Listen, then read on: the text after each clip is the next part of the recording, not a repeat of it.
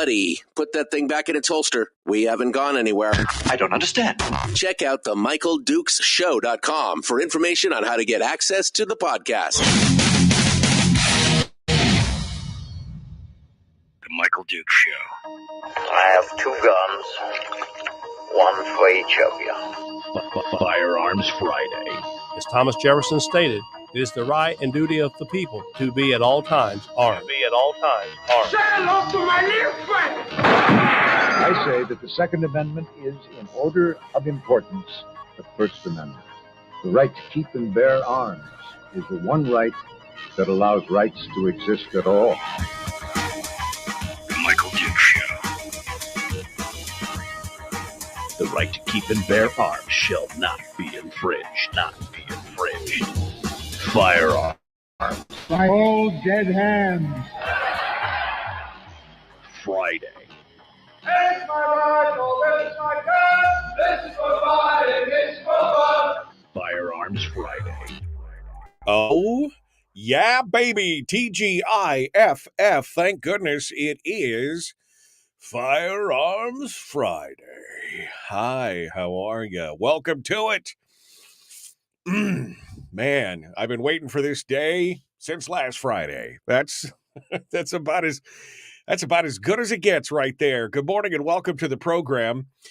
Friday is, of course, the one day a week that we dedicate to the Second Amendment and to discussion of firearms and gun rights and Second Amendment laws and discussion and phone calls and so much more.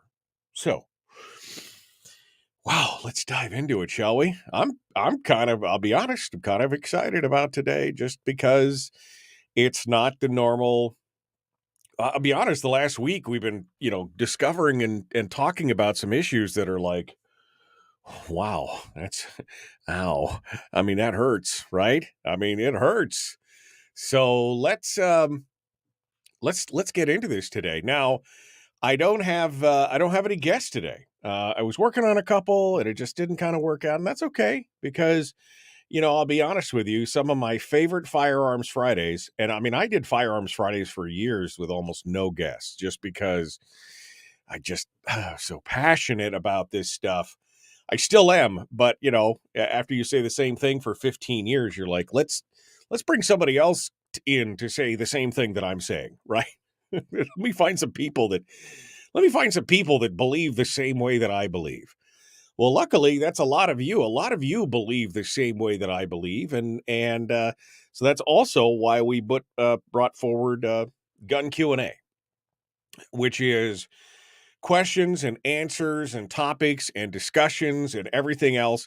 So we're going to open up the phone lines today, and we're going to kick things off, and we're going to do that.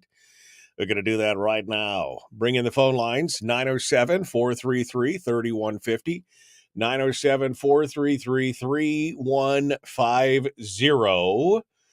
And we want to say thank you to our friends over there at Satellite West for sponsoring this hour of the Big Radio Show. We appreciate you guys being part of it today.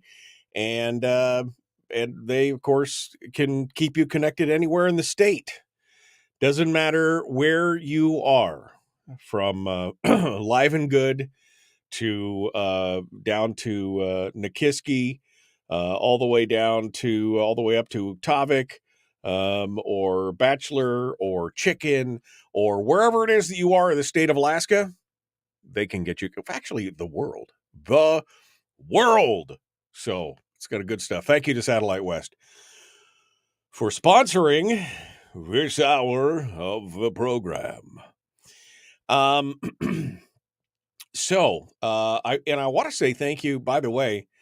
I want to say thank you to everybody on the replays of the program. And I'm talking to future you, because we're in the present right now. We're live on the air across the state with everybody and on the internet and everything. But can I take a moment just to say something to those of you who are listening on the replay? And there's a lot of you.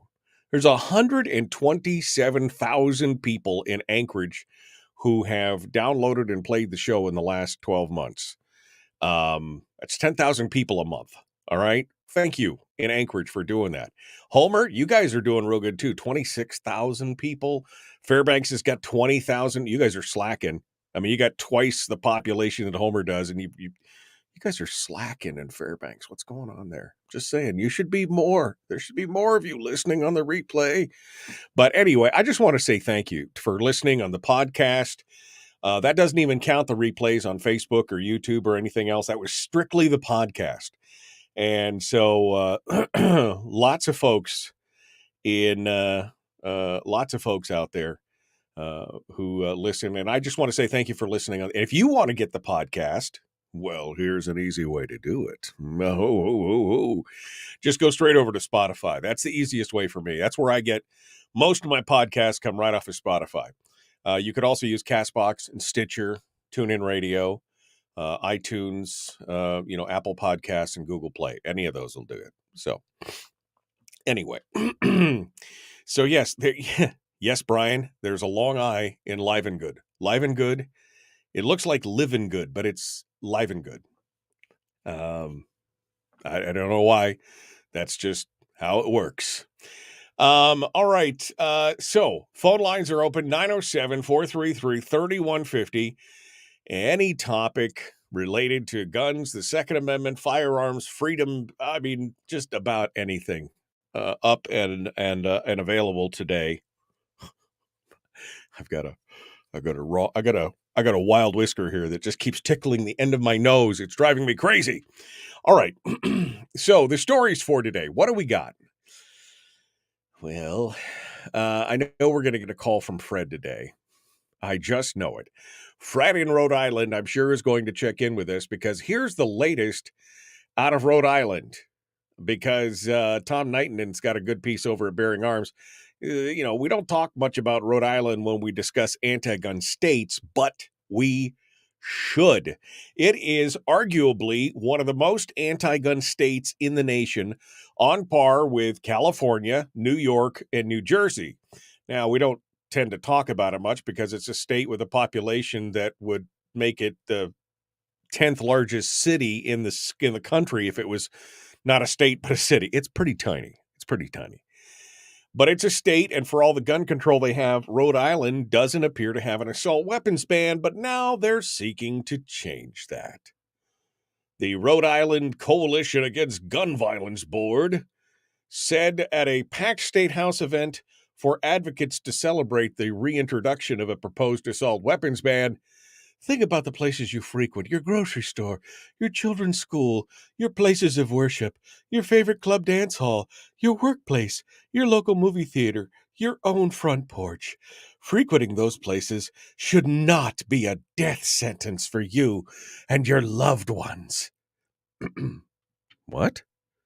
Should not be a death sentence. I mean, she literally said that. I'm just like, what is going on? What are you? I mean, this is what they're doing. Because now I'm going to make a point about this here in a second. So we're going to circle back to that whole comment. The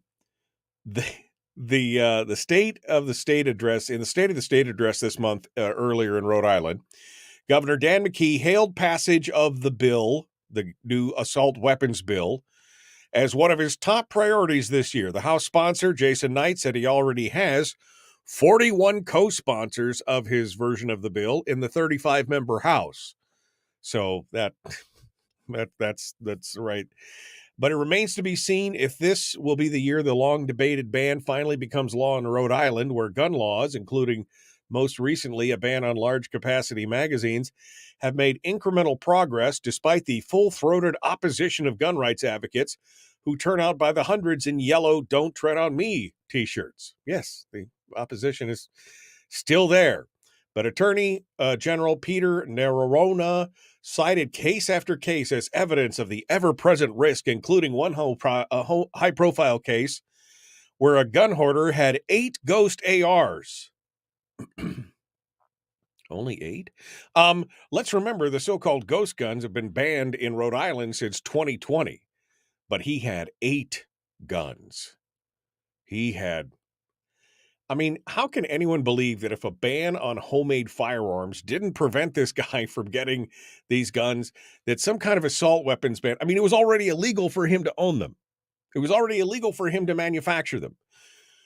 But, how can you, again, one more law, right? It never stopped anybody else from any place else from getting one. All the gun laws and the assault weapons bans and this and that and the other thing didn't stop these lunatics from marching into a mall and trying to shoot people up. I mean, there's already a law against, people killing other people, but they decided to do that as well. And if you do a ban, guess what? You're going to create a black market. You're going to create more criminalized activity because some enterprising criminal is going to say, well, I can sell me some guns. Which, I mean, again, goes right back to the whole prohibition thing and the rise of the mafia and everything. I mean, do we not learn any of these lessons from history? Are they so hell-bent on doing these things that they cannot?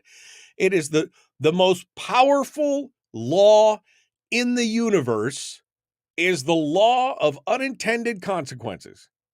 Can you not see what the consequences are for your actions when you do that kind of stuff? But let me go back. Let me just go back over here to this comment about think about the places you frequent. Your grocery store, your children's school, your places of worship, your favorite club dance hall, your workplace, your local movie theater, your own front porch. You know what about 90% of those things have in common? They're all gun-free zones. They're all gun-free zones. They are talking about going to all these places and shouldn't you be free from gun violence? Well, yes, because they're all gun-free zones. Nobody should have you guys have already set that up. So they're here crying, all this thing about shouldn't you just be free from violence in all these places?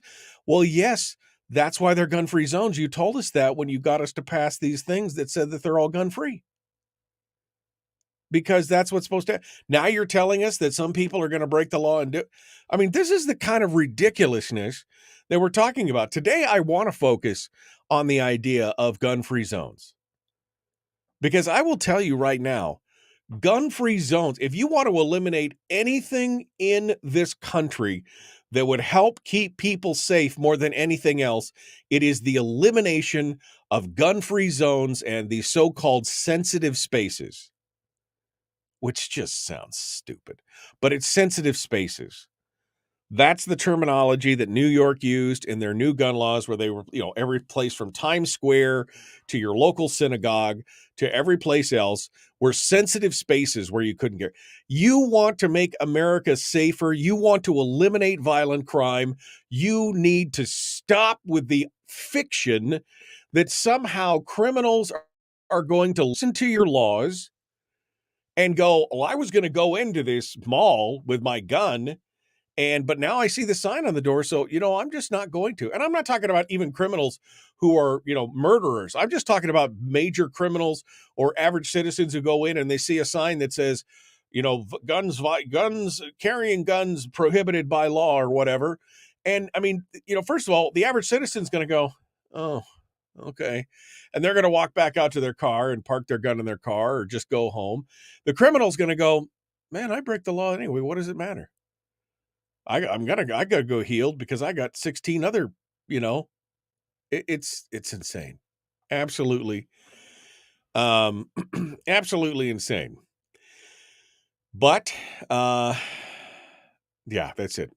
Could you please prance around your studio the next time you say sensitive spaces? That's the thing. It's a very sensitive space in here. Oh, I'm scared. Stop. Don't. No. That's okay. There you go. All right. We got more coming up. Yeah, I know. 8 makes you a hoarder. They said 8 guns like it was an arsenal. And I'm like, ooh, please don't look in my direction. That's all I'm asking. We got a couple lines on hold. We're going to jump into that here in just a hot second, but I've got to take a quick break. When we come back, we will continue. And it'll be interesting. We got more. The Michael Duke Show, common sense, liberty-based, free-thinking radio.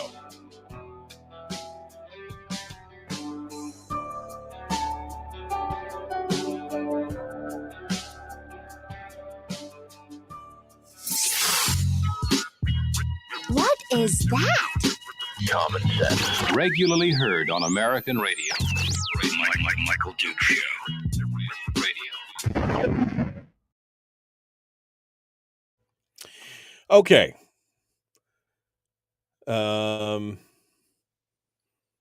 Wish that weather balloon had been hung around so we could have helped it down. You're talking about the Chinese spy balloon? I saw that, yeah. The biggest takeaway can be seen by looking at world history. Look at what has happened to every tribe of citizens that has been disarmed by... Well, that's Aaron Zellman's book. Which is basically, the gateway cult. What's it? The subtitle is Gateway to Tyranny. What is it called? Gun Control, Gateway to Tyranny, I think is what it's called, by Aaron Zellman. He highlights and he basically goes in and delineates every group of people who have been disarmed by their government and what their ultimate end is. And usually it's genocide and tyranny. All right. Are you guys hearing it when I have the voices on? I meant to ask that. Are you hearing it like when I pitch my voice up? Like this? Because, hi. I mean, are you guys hearing that? I'm just curious. Okay, yes. All right. Just want to make sure.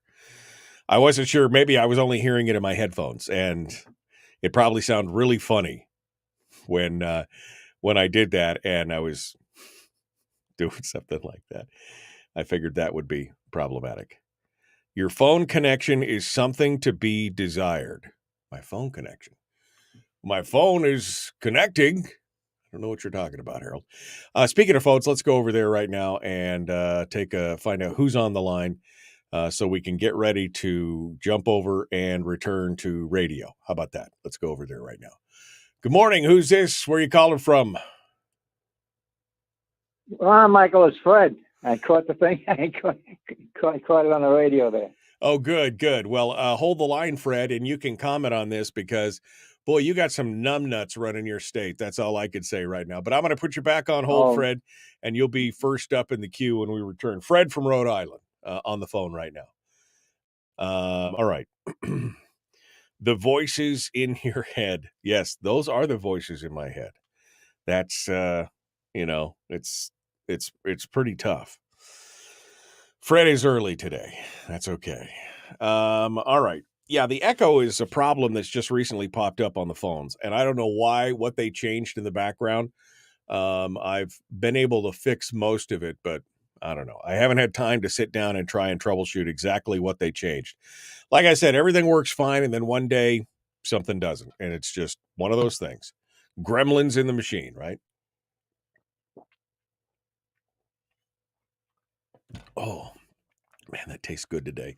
I must be dehydrated because that tastes really good. All that water. Okay.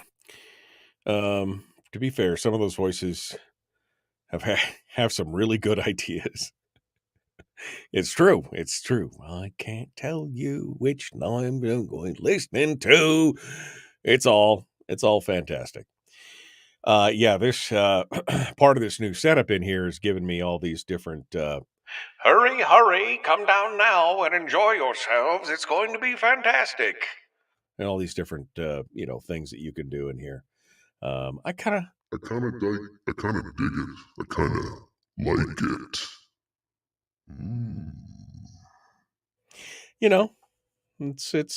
It's kind of fun. Anyway, I can use it to dramatic effect when I need to, which is, I think, the important part at this point. Sometimes you got to make your point. And, all the ones I usually hear come up with me needing bail money.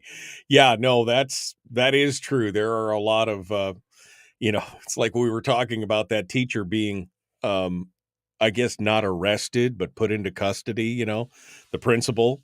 All the voices in my head at that point were screaming something that was definitely not worthy for the air. I definitely would have a few FCC violations for that one. I was a little upset about that. Yeah. We need a free phone Friday, let the audience choose their topic. Well, I mean, I do that quite frequently throughout the week. We don't need Friday to do it. Friday's about guns. But yeah, I mean, anytime we got an open line, open forum, we can do it. All right, here we go, folks. Let's jump back into it. The Michael Duke Show. Common sense, liberty-based, free-thinking radio. Like and share, like and share.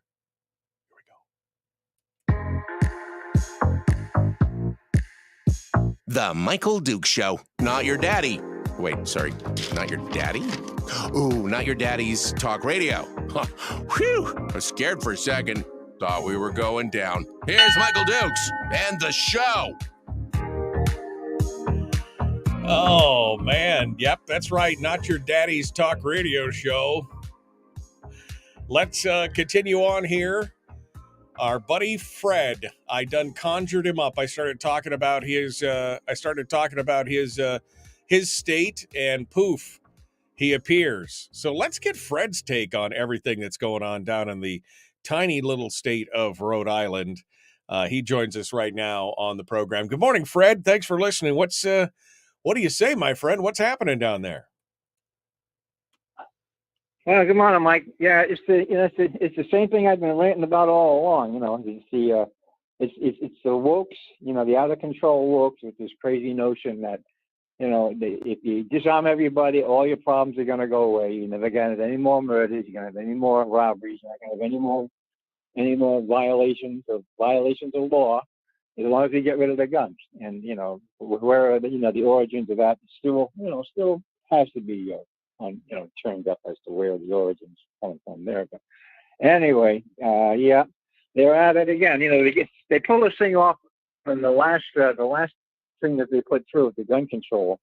They had three bills they got through, and they got them through in a very underhanded way, the way I see it. They had a magazine ban, the 10-round capacity magazine ban. They got through. The 18 to 21 for any firearm and ammunition purchase. And they also got through the loaded long gun in public law, which is, a lot of questions as to, what that's all about. So they snuck that through. Now, the way it came through, and the state had the Senate committee hearing on that, and they had a vote. And the vote was 6-6. Which under Rhode Island law should have killed it right then and there, but they got this crazy little add-on in the state constitution on actually the judicial rules proceedings, that if the House and the Senate have similar bills or exact bills actually, that they can pull one out of the other and just send it to the floor for a vote. Which I don't know how they can pull that off. I mean, they claim that there's a purpose for that. And I think I know what it is. It's called, duping the system is what that's called. Right. But anyway, that's how and that's what they did. The Senate committee shot it down, wrote the three bills, and they still managed to pull it off by rigging this thing up and sending it to the floor for a vote and immediately. And it didn't pass by much. It only passed by about 10%. Which is, even there's a lot of contention on that. Usually Rhode Island, it's all one or all the other. It's all yes or all no. Very seldom do you have almost a split vote. This one was almost a split vote, which is very unusual for this case. Fred, let me ask you this. But now they're becoming emboldened. I think between that and the last election, the red trickle instead of the red wave, they think they're emboldened. Now they can do anything they want to do, because before, they wouldn't touch the assault weapons ban. They wouldn't even talk about it. They put it on the shelf and try to forget about it. Because every time they tried it before, they had this massive turnout in the state. About 5,000-6,000 people show up at the State House, and wearing, like you mentioned, the yellow shirts, the pro-gun people, really raise the roof off the place for the night. And they just say forget it. But now they think they're emboldened. They get away with it. So they here we go, they actually had a couple of senators, state senators and state reps come out and say, well, we got what we wanted, so we're just going to leave it all alone now. Well, after the last red wave, Now they think that they got, well, hell, we beat them down, so I guess the majority is on our side. We can do anything they want to do. Right. I think this is the origin of why it's happening the way it is. Fred, let me ask you this, because, I guess in my mind, before I started reading up on this a little bit through a couple different articles, I didn't really ever think of Rhode Island as one of the most anti-gun states in the country. But I mean, is this the state at large? I mean, is this kind of the sentiment from everybody? Do you have a bunch of transplants that are commuting in, or what? I mean, tell me a little bit about the makeup of the state of Rhode Island and why they are so anti-gun, I guess is my question. What makes them so Fred, we'd lost Fred off the call, so we can't answer the question. But that's my question. What makes, Rhode Island, little tiny Rhode Island, what makes them so anti-gun for being such a small state with everything else? I mean, that is my question. So Fred, I don't know if this is you and you're back and you can answer the question or not, but let me check. Is this you, Fred? Fred, are you with us? Okay, maybe not. Maybe it's a new call. That's exciting. Let's go over here and see what you guys have to say. We'll try it one more time. Hello, Fred. Are you there with us? Yeah. For some reason it dropped off right in the middle of the last conversation. It just went dead. Oh, okay. Well, did you hear my question about Rhode Island itself? No, I did. I'm sorry. Okay, all right. Well, let me just say, because I never really thought about Rhode Island as being one of the most anti-gun states in the country. I mean, up there with New York and California. I kind of think of, Rhode Island as kind of more this rural community, rural state and everything else. It's not very big and everything. But is this a recent thing, or is Rhode Island been kind of anti-gun? Because I kind of think of it in the terms of, the revolution and that kind of era and stuff like that. But is this been something that's been building? What's the feeling in Rhode Island overall? Yeah. It's definitely been building. I mean, this is like the great progressive, the great progressive progression. If you want to call it anything. It definitely gone full blue, and it's been like every year it becomes a little more and a little more and a little more. I think there's a lot of outside influence. I really do, because Bloomberg got involved with the state. When the last governor was in, before she became the Commerce Secretary. God help us all now. However, when she was around, she had a lot of doings with Bloomberg. So I think a lot of that stuff came drifting in with him. I think there's a lot of origins to this. A lot of we really started ramping up then. They've always been kind of a little anti-gun here. But at least they used to be fair about it. Now they're no longer fair about it. At least they had a little bit of common sense. Now there's no common sense at all.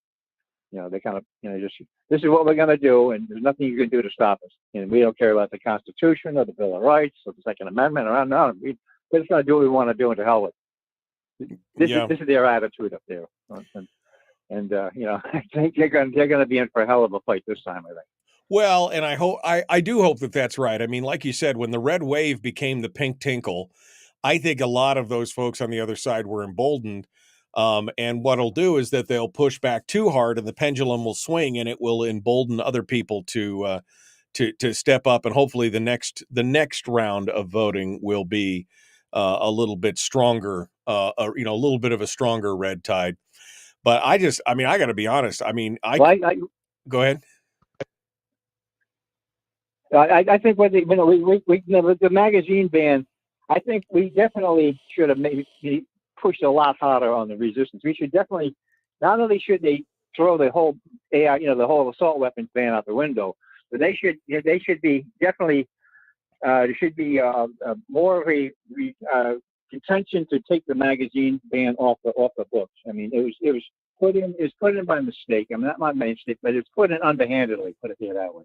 Right. There's a lot of shenanigans going on there, how they got that through. Right. And that was just wrong. Right. Regardless of whatever principles that they applied to it, it was just underhanded and wrong. Right. How they got that through to a vote on the floor, which never should have happened. Well, Rhode Island better. That should be thrown out. Yeah, Rhode Island. The magazine ban should have never happened. Right. You know Rhode Island better than we do. So what do you think of what do you think the chances are of this passing? I mean, what I'm reading here says it looks like it's probably going to pass. Is that what you're seeing here from your end? Well, Do you think it's going to pass?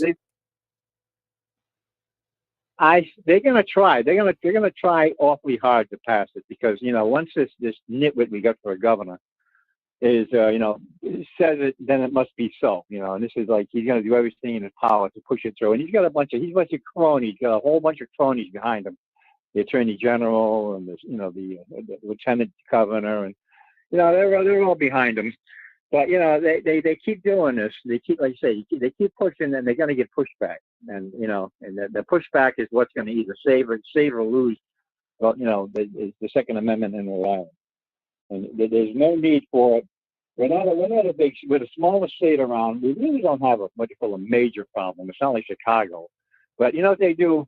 They always try to do a one-up. This is notorious about the state of Rhode Island. It's called the one-up state. Whatever happens elsewhere in the world, Rhode Island's got to try to come in and do it one better. Right. For whatever reason. I mean, Massachusetts has a gun ban, an assault weapons ban. Rhode Island has to have it, but ours is going to be even more restrictive than this. Massachusetts has the magazine ban, which allowed a grandfather clause for them to keep it. In Rhode Island, you're a felon if you have a more than 10-round magazine in your possession. You see how that goes? One up all the time on everything. Right. No, exactly. Well, that's the nature of politicians too anyway. But, well, Fred, I guess you're a better guy than I am. I'd have a hard time living in a state like that, but it's hard when it's your home state. So I'm definitely thinking about packing it in. I mean, they keep going. I'm just going to say, the hell with it, sell the house, find somewhere else in real America, and just get out of here. I mean, I'm just about happy. I really getting ready to tear my hair out over there. Well, I guess one other comment before you go, Mike. You still there? I'm still here. Go ahead. One other thing. You podcast occasionally, like last week, for some reason, the podcast didn't come up. Came up as Firearms Friday on the podcast on the banner, but it was actually in Thursday. It's actually the 26th, and Thursday came through. I don't know. It's kind of a glitch in the programming. Ghost in the machine or something. Okay, well, I appreciate that. I'll go back and take a look at it and see what happened. But yeah, podcasts go up the same day, usually within about 15 minutes of the show being over. So I'll double check that, Fred. Thanks for letting me know. It came up, but it came up on the wrong day. It came up on Thursday for some reason. You put Thursday up twice. Right. Well, that's just not right. We should. I'll double check it. My friend, and if I need to, I'll re-upload it. All right. All right. Okay. Well, thank you. Hey, Michael, you have a good week. Thank you, my friend. I appreciate you. Appreciate you being part of it today. All right. That thank you. That brings us right to the end of the segment. Look at that. If you want to call in and sound off on anything that we've been talking about, I'd love to hear from you. This is my favorite part of Firearms Friday, is just hanging out and chatting with people like Fred and you and whoever else wants to call in to talk about things. I got some other stories that are going on as well, and we'll be talking about that. But I really kind of want to focus today again on this idea of gun-free zones. How somehow, some way, a gun-free zone is going to keep you safer than you being able to protect yourself from some ne'er-do-well or bad guy. Because, see, that seems to be the answer. I mean, again, going right back to this story, all the places that this gal listed is, these are all places, most of them are gun-free zones. And so, it's not stopping it already. They already acknowledge that in this statement. We're going to continue discussions on this, The Michael Duke Show.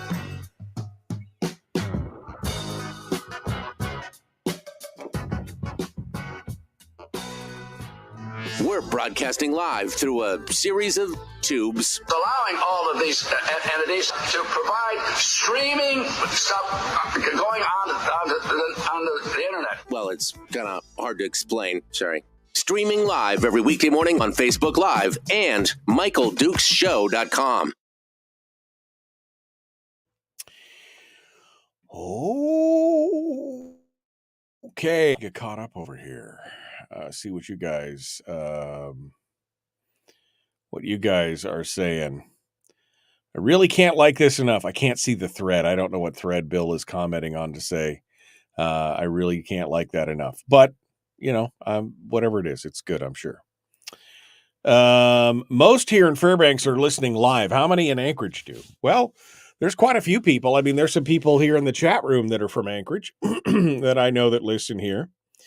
Anchorage area is, I just did a quick Google search, says Chris. The Anchorage area is 1,947 square miles.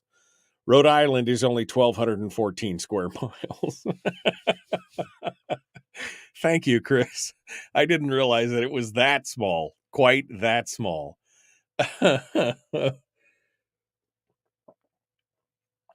Oh, man. Let's see. I'm looking here. From Hand Waving Freakoutery. HWFO is Hand Waving Freakoutery. That's a Substack that Brian and I both read. I think Brian turned me onto it to begin with. No mass shooter is sitting at home saying, boy, I'd love to go shoot up a school today if only I had an AR-15. But unfortunately, all I have access to is this crummy Glock 19, so I guess I'll go play Xbox instead. The entire idea is asinine. Mass shooters aren't choosing the AR rifle because it's better at mass shootings. They're choosing it because they're idiots. If they weren't idiots, they wouldn't be mass shooters. That pretty much sums it up nicely. In fact, I posted to my Facebook page here recently. I posted an article from Hand Waving Freakoutery that it was something about the math of the tinfoil hat gun prepper or whatever.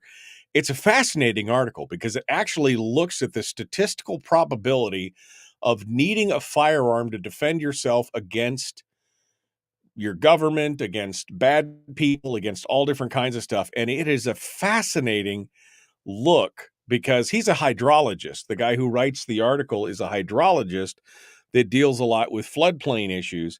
And he takes the same formula that they use to factor in, the 100-year storm and what's the potential and what's the potential for your area to have a flood in it over the course of a 30-year mortgage and everything. I mean, it's fascinating. You should go read it right now. Definitely an interesting article. Go check it out. And Brian said he's posted his latest piece in the Common Sense Corps, which I saw, but I have not read yet. Because, time and things. Yesterday was like a 16-hour day. I mean, I got up yesterday before 5 and I pulled into the house last night at like 6:45, 6:30, 6:45, something like that. I'm tired. And then I still had more work to do on top of that. Oh, gosh. Okay. Trying to help you with show prep. I appreciate it here. I appreciate that. Thank you. Debbie said, beautiful white fluffy snow in Fairbanks. Yeah, we got some of that stuff down here too. I probably got 1.5 inches or something here at the house overnight. So not too bad. Not too bad. Gary says the only gun-free zones are those with detectors in place, period. Yeah, I mean, I've definitely seen that as the argument to have through a metal detector. You could pretty much guarantee that I will be armed unless I've got to go through a metal detector somewhere. Because again, the bad guys aren't saying, well, I was going to go inside, but I saw the sign. And I mean, they're called criminals for a reason, right? Oh, yeah. Definitely must be dehydrated today. Okay. I'm looking through here. I'm looking update to those 700 pipeline welders. I'm going back through here and looking through a lot of the comments from early on. 8 makes you a hoarder. I still was laughing about that because, yeah, what does that make our friend Greg Collins? If 8 makes you a gun hoarder, what does a few more than that count as? That reminded me of the news story about the guy who got busted for having an arsenal. An arsenal. And then they took a picture of his arsenal laying on the back of a police cruiser. And it was an old busted down 22 squirrel rifle, a 38 caliber revolver, and was it a shotgun or was it an AR? I can't remember. But that was the arsenal, apparently. That was the arsenal. Those 3 guns was an arsenal, and I thought, oh, man, if he's got an arsenal, what do I have? A supply dump?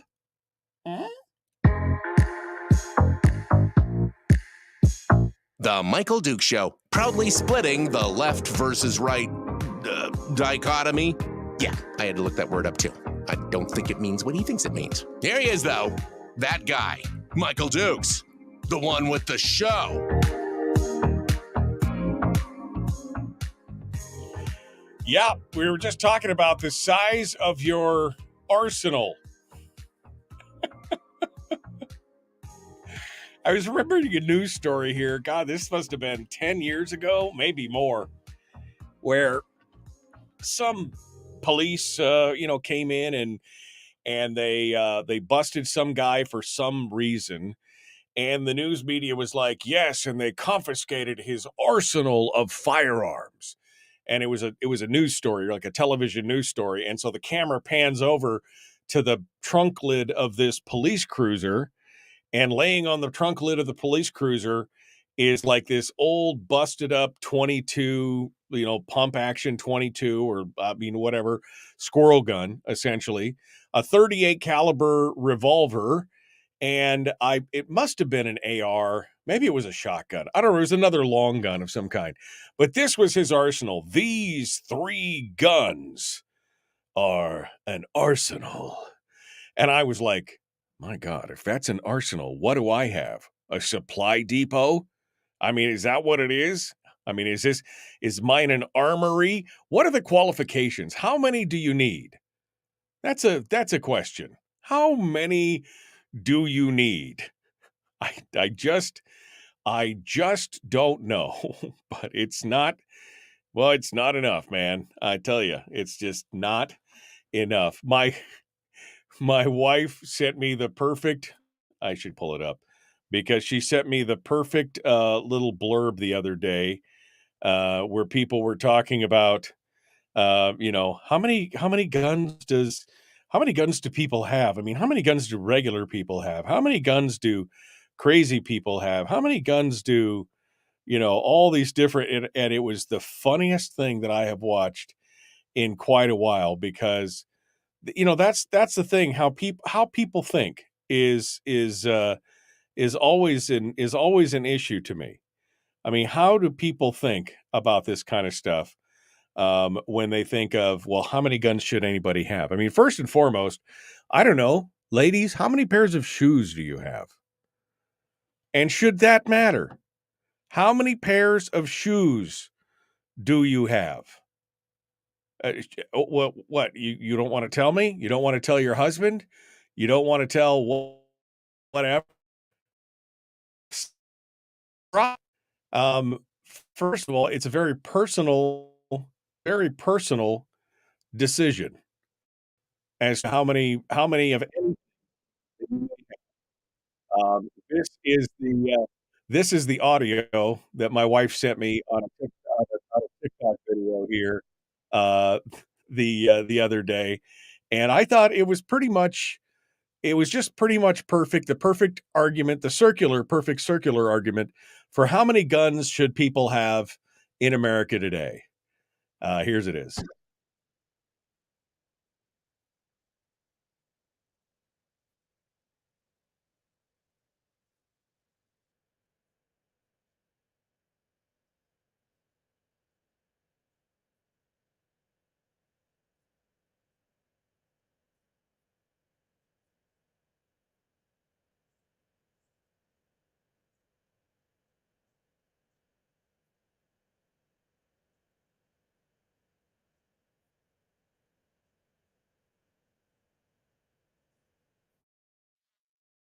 That's about it. A normal person has 5. We have already covered this. But this is how people think, right? I mean, this is how people think about all these different things. Their impression of how many guns do you need. Some people collect action figures. Some people collect baseball cards. Some people collect, amethyst glass or cobalt glass or knives or, I mean, there's just all different kinds of things. So if you're a collector, yeah, you may have hundreds of guns. If you're an enthusiast who uses them for shooting, you may have a different, maybe you have a dozen because you're using for different types of competition. If you may only have 1 or 2, but she's right. Most psychos, and by psychos, we're talking about most of the people who go out and do the shoot 'em ups, the vast majority of them only have 1 or 2 guns. And usually they only, they purchased them recently, Oh, hundreds of guns. That sounds like a psycho. No, psychos usually only have 1 or 2. So I found that to be that's actually going around TikTok right now, apparently, that video. But I find it fascinating, that whole discussion on what is the correct number of guns? What is the right number of guns? So we'll talk about it here. And the chat room couldn't hear the audio, so just one of those things. We'll see if we can get it back for you here, play it during the break so you guys can hear it again, because I don't want anybody to feel left out. Don't want anybody to feel left out on that. All right. Coming up in the coming up here in just a minute, we're going to be diving into hour 2. Willie Waffle is going to be joining us on the second end of the second hour for the weekend movie review. I think he's going to be talking about that new M. Night Shyamalan movie, which is Shyamalan. You know what I mean. I think that's going to be the new one that we're going to be talking about. I think on Monday, we're potentially going to be hearing from Representative Will Stapp. We'll see if that comes to fruition. And we got more. We're going to be talking with the folks from Alaskans for Honest Elections next week as well. It's going to be a busy week next week. It'll be a fun time. So that's all coming up. All right. Unfortunately, all 37 firearms I had were lost in the lake in a boating accident, I'm sure. Just 1 shotgun left. Yeah, well, that's where it comes out. All right, let's go over to the phones and see what you guys have to say. Got one line on hold, and phone lines are open for those of you who are wondering. I'd love to hear what you have to say today. 907-433-3150. 907-433-3150. Go over here. Good morning. Who's this? Where are you calling from? Hello? Can you hear me? I guess that's a no. All right, we'll hang up on them and let them. If they want to call back, feel free to call back. We got a couple minutes here before we jump into it. Some good news for those of us who have been watching this ridiculousness over, this kind of roundabout gun control, which was remember when Visa was going to require credit card companies to give a particular code for gun purchases? Well, it's interesting. They're talking about some of the stuff here in Time Magazine. Visa's Al Kelly is leaving his role as the CEO of the company this week, but before he assumes his new position as executive chairman of the board, he's speaking out about the new merchant category codes for guns, which were imposed by the International Standards Organizations last year.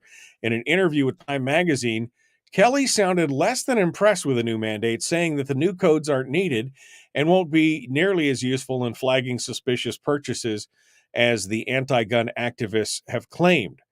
He goes on, the question to him was, in September, a new purchasing license code was introduced that would require credit card companies to give a particular code for gun purchases. Do you support or oppose the idea? Al said, I don't think the code is necessary, but it doesn't matter. The code is in place. It's now an international standard, and we have to adopt them. Some 24 Republicans and Attorney General sent you a letter. He said, I've heard from everybody. I don't think there's a senator or member of the House or Attorney General in the United States that I haven't heard from. I'm telling them we will follow the law. Guns are allowed in the U.S., and we would fully expect that anybody who wants to buy a gun should be able to buy that gun, provided all the other checks are done. On top of that, we're telling them that we don't collect that level of data for consumers. So if Visa's Chief Communications Officer, Casey Kavanaugh, goes into a gun store and buys 3 thermoses and a tent, and you go in and buy a rifle and 5 rounds of ammunition, all I know is that you both went to the same gun store. I know that gun store, and I know that you went, and I know how much money you spent, but I don't know what you bought. I don't think the code was necessary, but it doesn't matter. The code is in place now. We adopt international standards. And he goes on to, he just does not sound like he's a fan of this. So while Visa and other card companies may be, with grudging levels of I guess, cooperation continuing on this, at least I think that he is, I at least think that he thinks that this is a little bit ridiculous. But again, this is the other end run around the constitutional, around the constitutionality of this question, why Congress just can't arbitrarily change it. This is the kind of end runs that they're going to try and make around this kind of stuff. All right, well, we've got less than a minute. I've got another line on hold, but we don't have enough time to take the call in this segment, so we will take them, we'll hold them on through the news, and we'll be right back with them here in just a moment. You are listening to The Michael Duke Show. Common sense, liberty-based, free-thinking radio. Hour 2 is dead ahead with your phone calls, more gun discussion, Willie Waffle.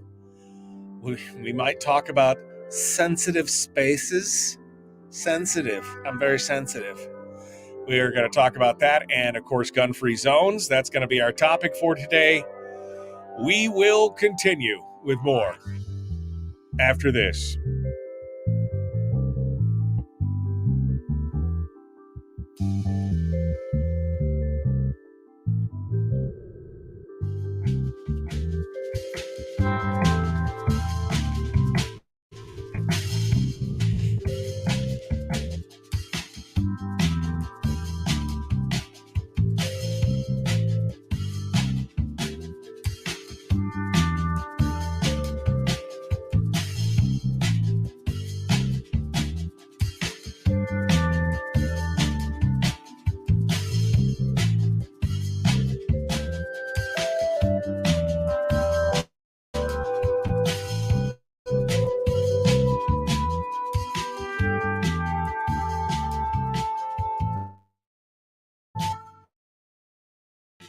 Sorry, I was pulling some more stuff up real quick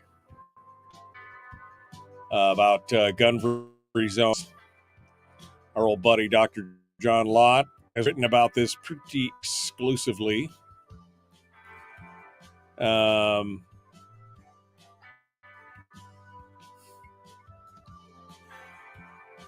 man, I love this. The gun violence research and the GVpedia. They're trying to debunk Lott's claims. Good luck with that, you guys. Good luck with that. All right, let's go over to the phones real quick, and we will we'll figure out who's on the line and whether or not they're going to hang with us here till we start the next hour here. We'll go over there right now. Good morning. Who's this? Where are you calling from? Hello, caller. Are you there? I think they put the phone down. I can hear them moving around and hear the radio in the background. All right, well, we'll come back to them. That's fine. That's fine. If they would quit designing new firearms, I might not need more, said Greg. Well, that's true. I mean, if they would just stop.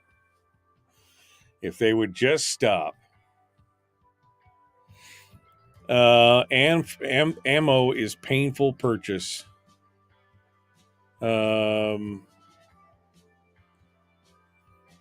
65300. Is that a hybrid? What?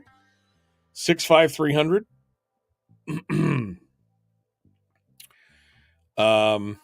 What's that one? $7 a round? Good God almighty. Great googly moogly. That is insanity. $7 a round? I could buy 50 cal for $7 a round. 65300. It's a new Weatherby round. 65300. I'll have to go look at it because I haven't even. Man, dang, $7 a round.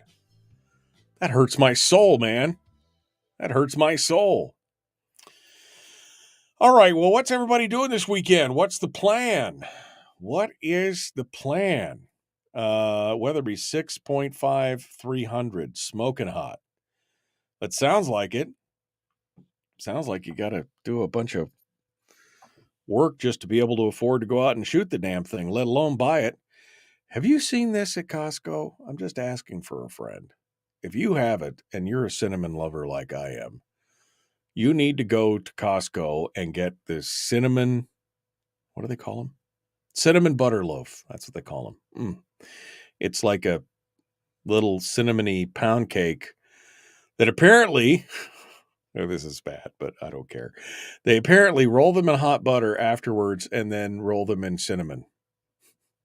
They roll them in cinnamon and sugar after rolling them in hot butter. I mean, there's nothing good in this cake, good for you, except for, of course, the happiness that it brings me when I eat it.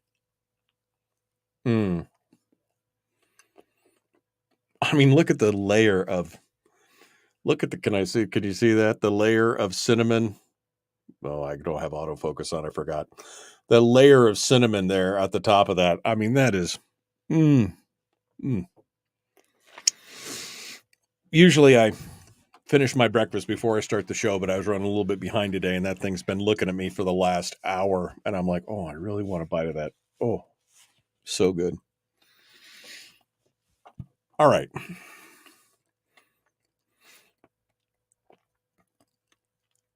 What else are you guys talking about here? Oh, the sound. That's a bummer. I need to figure out. Unhide all. I wonder. Let me try this again. Let me try this again and see if you guys can hear this. I thought I had this fixed the other day, but apparently, like I said, sometimes when you change things, it makes a change all the way around. Let me see if you guys hear this. Hurry up and start. Come on.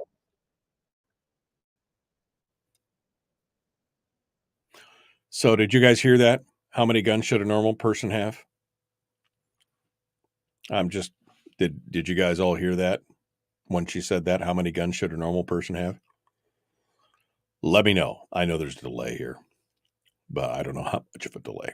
So, nope, didn't hear it. Well, that's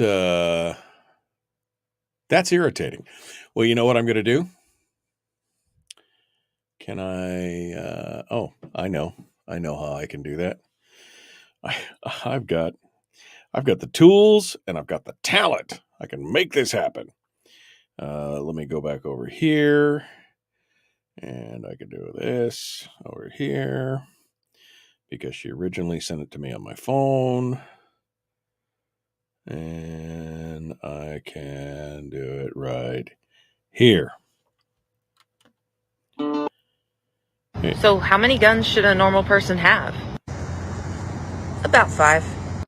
That sounds like a gun enthusiast. No, gun enthusiasts have about 15.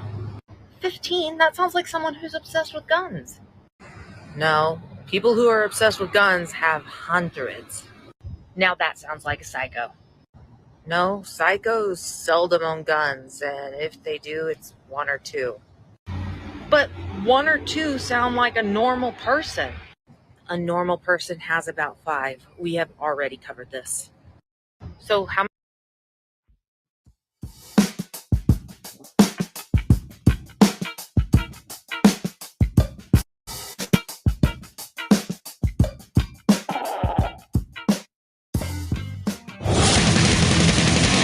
Whoa, buddy. Put that thing back in its holster. We haven't gone anywhere. I don't understand. Check out the MichaelDukesShow.com for information on how to get access to the podcast. The Michael Dukes Show. I have 2 guns, one for each of you. Firearms Friday. As Thomas Jefferson stated, it is the right and duty of the people to be at all times armed. Say hello to my little friend. I say that the Second Amendment is, in order of importance, the First Amendment. The right to keep and bear arms is the one right that allows rights to exist at all. The Michael Dukes Show. The right to keep and bear arms shall not be infringed. Firearms. From my cold, dead hands. Friday. This is my rifle, this is my gun, this is for fighting, this is for fun. Firearms Friday.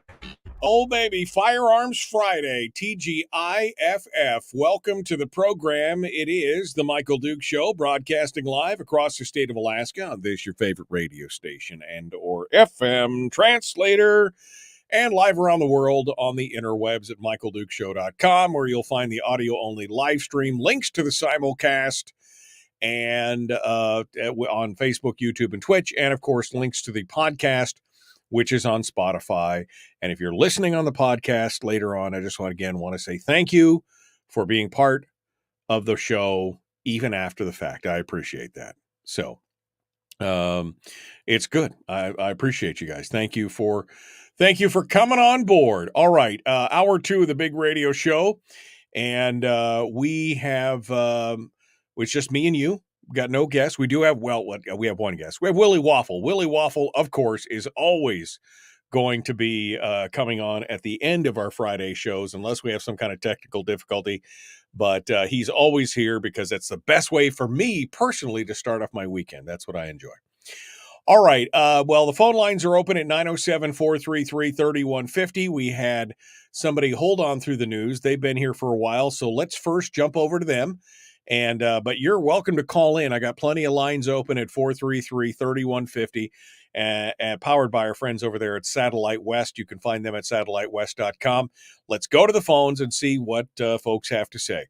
Good morning. Who's this? Where are you calling from? Michael, this is Ron in North Pole, and I just wanted to let you know that you gave me a new assignment this morning. And what assignment? What around my wife? What assignment was that? I gotta know. Well, I've got to keep a closer eye on my wife because she has 2. She has. Wait a second. She has 2 guns, and now you're like, well, wait a second. Psycho the thing. Oh man, maybe we got a problem here, right? I mean, yeah. That's And in addition, you stole my thunder earlier. I was going to use the word depot for myself. Yeah, depot. Yeah, I mean, should it be? Is it a depot? Is an armory bigger than a depot, or is a depot? I think a depot is bigger than an armory. So I don't know. If 3 guns is an arsenal, then I mean, how many guns are in an armory, and then how many guns are in a depot? I don't know. I just don't know. How much is in a supply dump? I mean, where does a supply dump fit in the middle of all that? So. All right, Ron. Well, I appreciate it. All right. We'll catch you loose, man. Thanks, my friend. I appreciate you calling in and joining us today. What Ron was referring to, for those of you who don't know what he was referring to, is I played a bit of audio at the end of the last hour asking, how many guns does a normal person have? And this video is actually going around on TikTok right now. And it's pretty dang funny. The original video has got... the original video's got, gosh, I don't know how many millions of views. It's like 30 or 40,000 views on this video. But I think it's interesting. I'll play it again because I think it's a good audio. So here's what we were playing earlier to say how many guns are normal. So how many guns should a normal person have? About 5. That sounds like a gun enthusiast. No, gun enthusiasts have about 15. 15? That sounds like someone who's obsessed with guns. No, people who are obsessed with guns have hundreds. Now that sounds like a psycho. No, psychos seldom own guns, and if they do, it's one or two. But one or two sound like a normal person. A normal person has about 5. We have already covered this. We have already covered this. So, I mean, gun enthusiasts have hundreds. And in the comments, it's funny because people blow it up in the comments like, well, I mean, if you've got hundreds of guns, you've got a problem. If you've got more than 3 or 5, you've got a problem. And all I can think of is, I mean, what do you collect? Do you collect knickknacks? Do you collect Star Wars figures? Do you collect baseball cards? Do you collect, Pokemon or Yu-Gi-Oh? Or do you collect old cookware and Pyrex? Do you have shoes? How many pairs of shoes can one person wear? You don't need 15 pairs of shoes. You only need 2, maybe 2. It's just this argument of what is normal and what is not. And to each his own. How about you shut your pie hole and pay attention to what's going on in your own life and stop worrying about how many of whatever that I have? Because have I ever done anything bad with any of the stuff that I collect? No? Then shut your face. You got no say in that. It doesn't matter.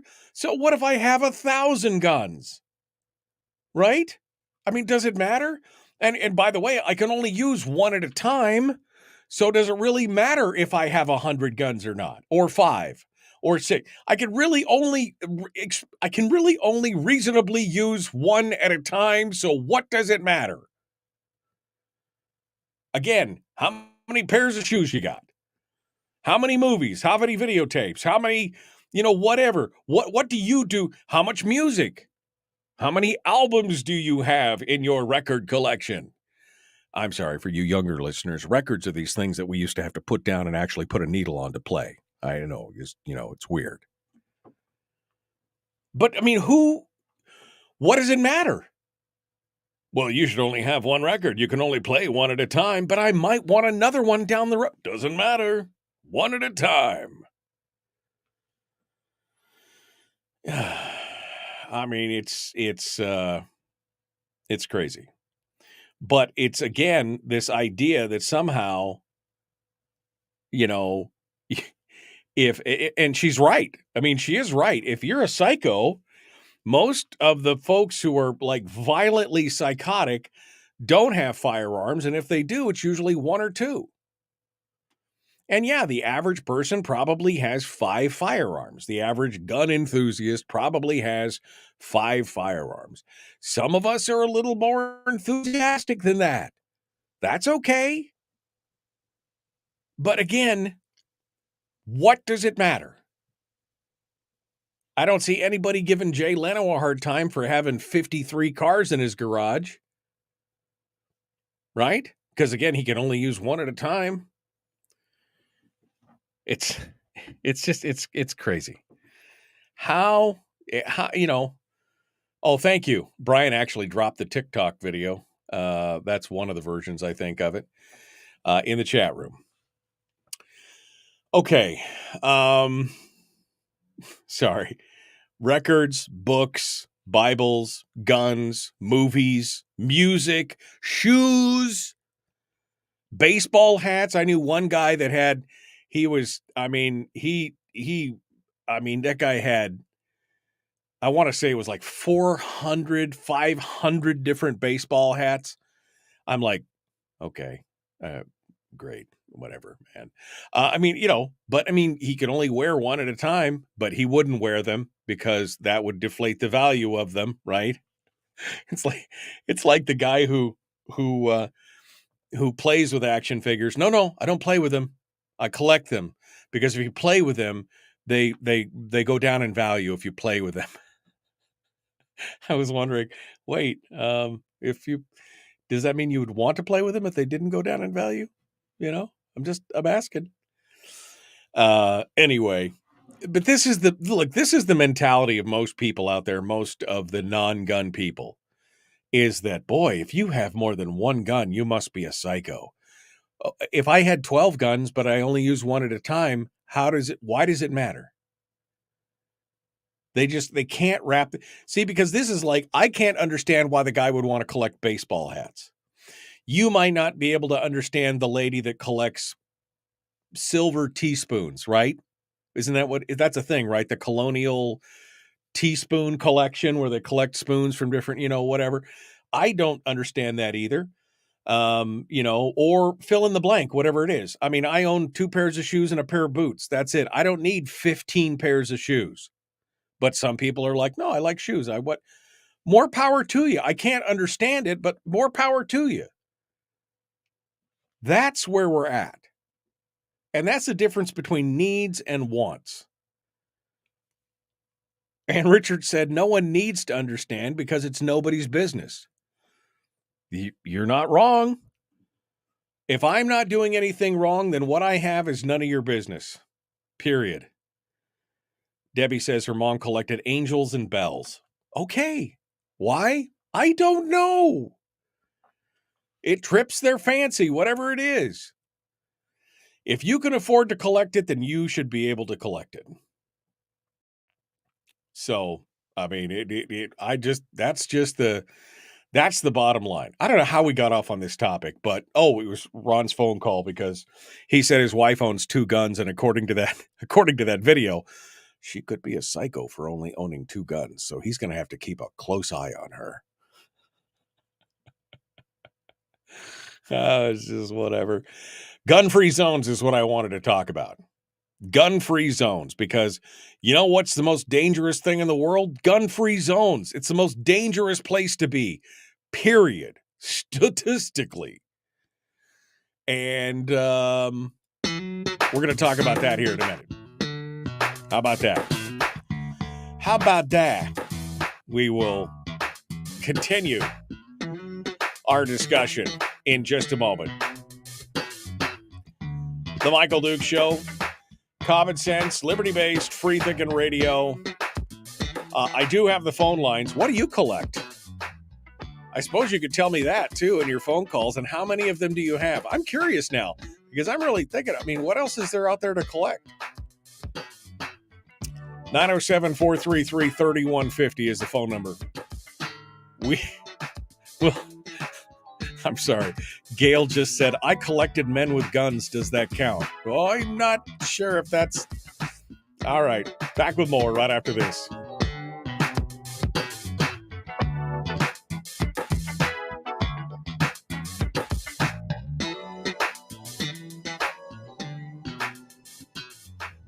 We're broadcasting live through a series of tubes. Allowing all of these entities to provide streaming stuff going on the internet. Well, it's kind of hard to explain. Sorry. Streaming live every weekday morning on Facebook Live and MichaelDukesShow.com. I mean, Richard's 100% right here. Nobody needs to understand because it's nobody's business. I mean, you're not wrong, but I think it's interesting, especially when you put it in terms of 4 guns was his arsenal. Says Gary. 4 guns was his arsenal. Gary just sent me a message to the show. 4 guns. Hilariously, I own 5 firearms as a normal person, says David. I'm not, look, I'm not judging. If you only own 2, welcome to the gun culture. If you only own 20, welcome to the gun culture. If you own 2,000, hey, I'd like to get to know you. Right? If you own over 1,000 guns, I really want to know you because I love to go shooting. Sorry. It's the end of my breakfast. If you collect silver coins, do you have a silver mine? That's hysterical. Amy collects Hot Wheels and Matchbox cars. Awesome. Debbie collected 1 husband, 4 kids, and 4 grandkids. Well, that's, My home is gun-free zone. Here you are free to carry any gun you want, as many as you want in my zone. Mm. You should own enough firearms to instill doubt and fear in at least a 5-block radius of your home. Wow. Okay. That I don't know if that's being a good neighbor, Anthony. I'm asking for a friend. I'm not sure that that's being a good neighbor if you are instilling fear and doubt in your neighborhood. I'm not sure that might be a little counterproductive.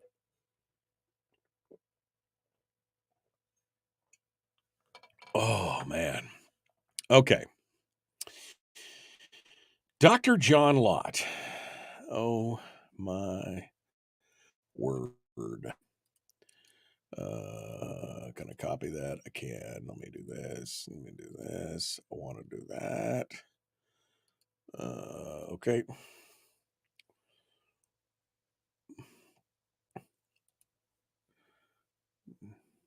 Really? Come on.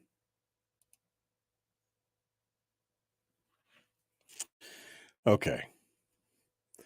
I'm trying to print this whole article here. Oh my God. Nothing worse than a paywall I'm looking, this story is like, no thanks. This story is like 5 years old, but I can't get it to show up, and I'm trying to use my PDF thing here to, come on.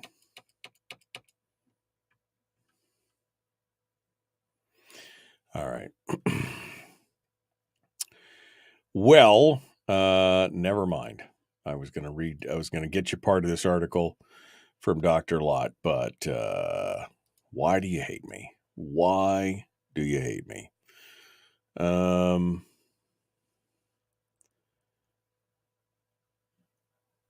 looking for this other article that Lott put up about this. Here we go. Big one that I was looking for. Okay. So we will continue that discussion, the other side, and we'll look for some new phone calls. How about that? Okay. There we go. Where was I? Just be a good neighbor. I have 5 acres. Define 5 blocks for me. Hey man, when the lights go out, I'm aiming for the Warlord Raider title, not Diplomat. Yeah, that's pretty much it, isn't it? All right, we're going to continue here. The Michael Duke Show, common sense, liberty-based, free-thinking radio. Like it, share, like it, follow. Here we go. The Michael Duke Show. Not your daddy. Wait, sorry. Not your daddy? Ooh, not your daddy's talk radio. Whew. I was scared for a second. Thought we were going down. Here's Michael Dukes and the show. Yeah, it is. Not your daddy's talk radio show. Hey, what are you guys doing? What are you doing this weekend? Can we help you kick your weekend off right? Yeah, we get this one final segment here. We're going to talk about guns and firearms, and we're going to take some phone calls in this one final minute because we got Willie coming up, and I don't want to interrupt Willie with anything because we're going to talk movies and everything, including about, I guess, the latest news about some of the DC Universe stuff, which is going to be exciting. And I hope we're going to talk about the new M. Night Shyamalan movie. Shyamalan. I don't know what it is. I'd like to know what's happening. So what are you doing this weekend? Are you hanging out? Let's get back into our gun talk, shall we? We were talking about gun-free zones and how they literally are one of the most dangerous places in the country to be at any time.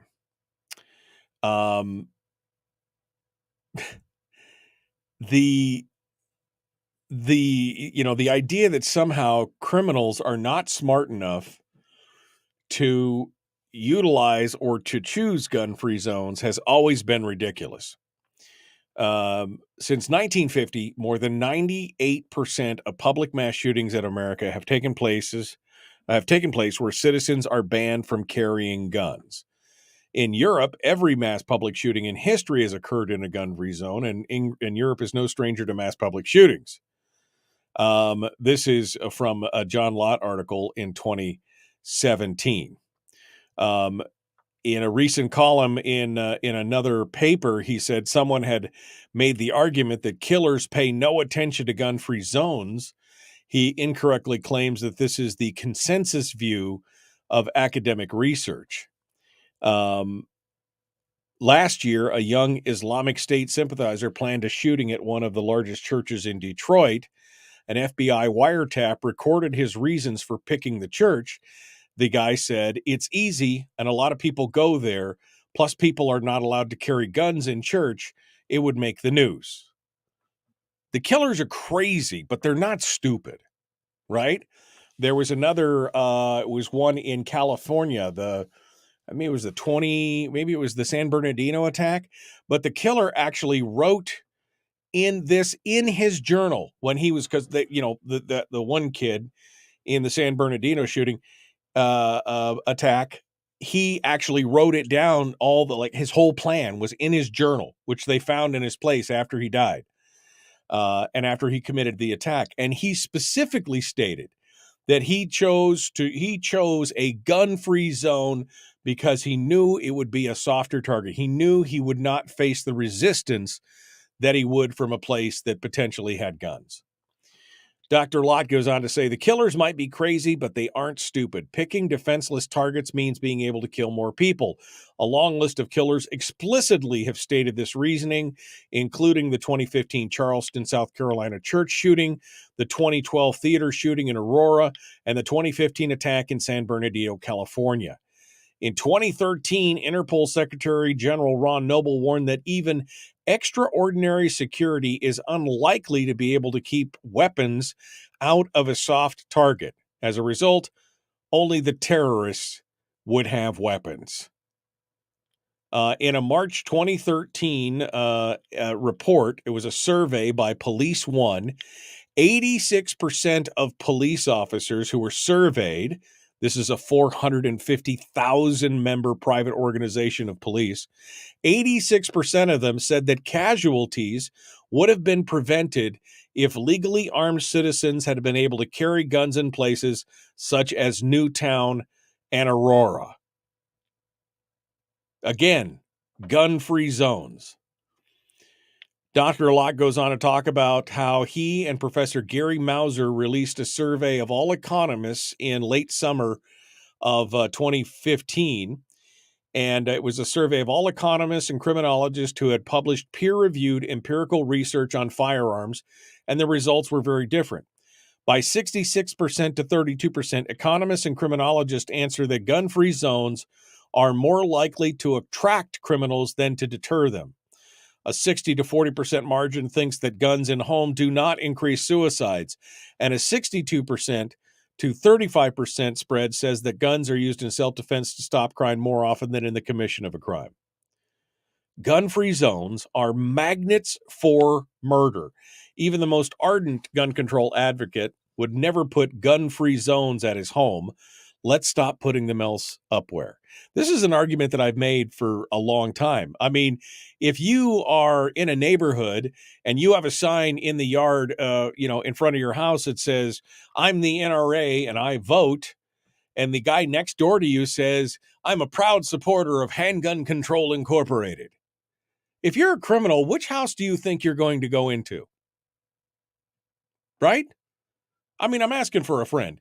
If you are a criminal who's casing a neighborhood and you see a guy with a big truck and gun rack in the back, an empty gun rack, and, all kinds of hunting stickers and stuff on his truck, and in the next house, which looks equally, lavish and affluent, you see a Prius with a Joe Biden sticker in the back window and a proud supporter of Gun Violence Prevention Incorporated. I mean, which place would you rob? It's a pretty simple equation. And somehow you thinking you're just going to put a sign up and it's going to stop bad guys from doing bad things. I will remind you that they're criminals and they break the law, that it's already illegal to hurt someone, to shoot someone, to kill someone.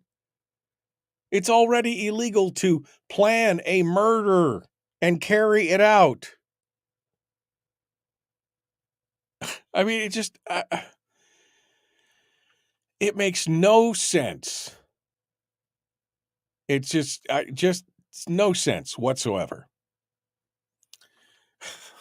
Mikhail just said he came back in from being outside and caught his 11-year-old watching the show this morning. He's so proud. Well, good morning. Good morning. And thanks for listening. I mean, come on. What? This whole idea of gun-free zones is so ridiculous. And then what New York and New Jersey and California and Hawaii are all trying to do with these sensitive space things. Sensitive spaces. I mean, you know what I'm talking about? Well, sure. Go ahead. You can carry a gun, except for here, here, here, here, here, here, here, and here. Well, wait, that's like the whole city. I know, but, hey, at least we didn't take away your rights, right? And, of course, the federal government has already struck down huge swaths of that law. They said you can't abrogate the law by saying, oh, we'll give it to you, but you just can't exercise it anywhere. There is no precedent for that. But it doesn't stop them. I mean, New York's law has been enjoined piece by piece all the way down the road, and you'd think that they'd get the message, but no, New Jersey said, sit back and hold my beer, watch this. And then they put out a one that's just as restrictive as New York's. California thought a little bit better of it and didn't, but then Hawaii turned around and did it anyway. They put the same kind of list out. Well, it can't be in churches, it can't be on public. Oh, by the way, that shooting that took place in Washington, D.C. on Wednesday. Yep. It was in a metro, public transportation, a gun-free zone. And among many sensitive places in D.C. where concealed carry is prohibited is the buses, the trains, and the public transportation systems. That's currently the target of a lawsuit filed in federal court, who are arguing that the ban on lawful possession is both unconstitutional and a public safety risk that prevents responsible gun owners from protecting themselves. And guess what? That's what happens when a man started shooting at Metro patrons on Wednesday morning. 3 people were wounded, and 1 Metro employee who tried to intervene was killed before the suspect was taken into custody. But it's a gun-free zone, and if somebody had been able to fight back, maybe they could have stopped this guy. I mean, they tell the story of this guy, and it's a long, rambling... This guy was free inside the subway for a long time, shooting various people and making his way from platform to platform and doing all kinds of stuff. I mean, yeah. Again, another gun-free zone. Because that metro... It's a sensitive space. Yeah, sure. Sensitive space. And a target-rich environment for criminals. Because it's like shooting fish in a barrel. You can't get off the damn train. If you get one who gets on the train with you, you're in trouble. Again, I would just like to point out one final thing. One final thing this morning. Statistically. Now, I'm going to talk about gun owners, but in the form of concealed carry holders, right? Now, a lot of places now are constitutional carry, so you may not see this, but statistically, concealed carry permit holders commit crimes at a lesser rate than even police officers. Police officers statistically commit more crime than concealed carry permit holders. So why shouldn't they be allowed to go pretty much anywhere? Because it doesn't fit the narrative and it makes people nervous. Nervous. The Michael Duke Show. Common Sense Radio. Willie Waffle's up next.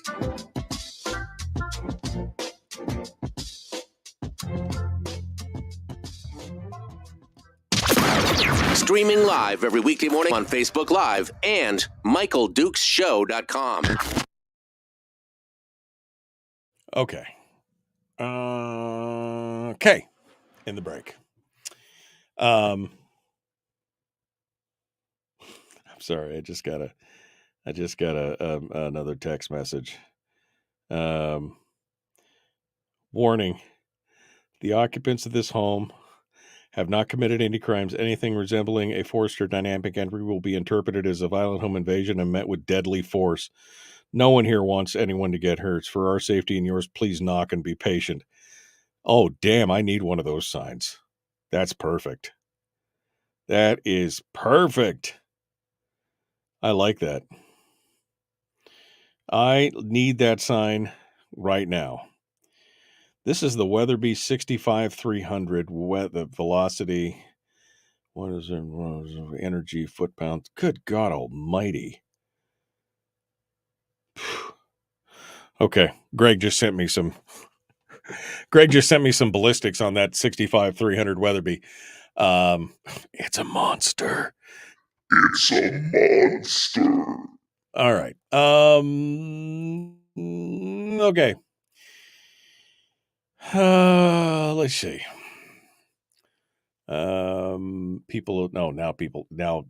Sometimes you guys go off on a tangent and I'm like, what are we talking about? You guys are like talking about growing plants and stuff. And I'm freaked out. We call them soft targets in the military, says Anthony. Gun-free zones are basically advertised zero resistance areas for would-be mass shooters and psychos. Yeah, that's pretty much it. The day one of these mass shooters raids the police department, an NRA event, or a gun show, I'll eat my boots.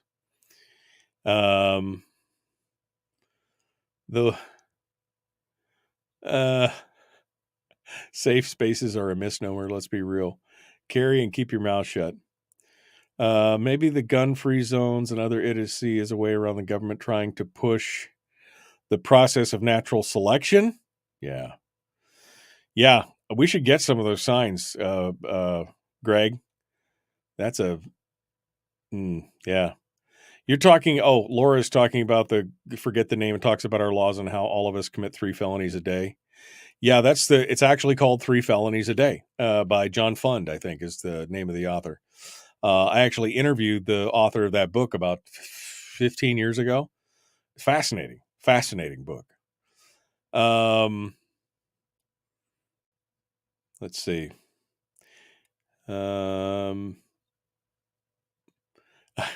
Wait a second. Did Richard just call everybody in Nikiski abnormal? He said, I saw a guy on a snow machine the other morning out by the Nikiski pool with an AR strapped on his back and could have cared less. Okay. The longer I live here, the more I am seeing how abnormal I was down there. Where are we talking about, Richard? Where's down there? Down in the lower 48 or in Nikiski? I'm confused because if you say to the people how abnormal life is in Nikiski, I didn't tell you this, but Nikiski has got like, I was digging into the insights yesterday of the podcast. And I think potentially all of Nikiski is listening to the podcast every day. I got in the last 7 days, where is Nikiski? Because I was like, what? Maybe it's because it was the last 12 months. That's why. In the last 12 months, I've had No, it wasn't Nikiski. It was Nanilchik. Sorry, my bad. But Nanilchik, it's like 4,000 downloads in Nanilchik in the last year. There's a lot of people in Nanilchik who are, good morning, how are you? It's good to talk with you. But Homer is the number 2 listening spot for the show geographically in the state. You got Homer, then you got Soldotna, then you got Fairbanks, then you've got Kenai, then you've got Anchor Point. I mean, something like 75,000 people downloaded the podcast last year on the peninsula. That's a lot of listeners down there. It's a lot of podcasts. So I appreciate you guys. Thank you. It's exciting to see. Some very interesting stats on that stuff, by the way. Greg says he has a few more of those signs. Well, he has a few more after he puts my name on one of them. Then he can have a few more. Okay? Just saying. We should just have those made. Sell them on the show website. Oh, gotcha. Terminator to the police station looking for Sarah Connor, but that wasn't really real. I'm just saying, just in case you're wondering. Okay. We got I guess that's it. We're coming up on it. My phone is buzzing. Buzz. Not that buzzing, but you know what it is. All right, let's get to it. The Michael Duke Show, common sense, liberty-based, free-thinking radio. Like and share, like and follow. Ow. Here we go. Let's do it.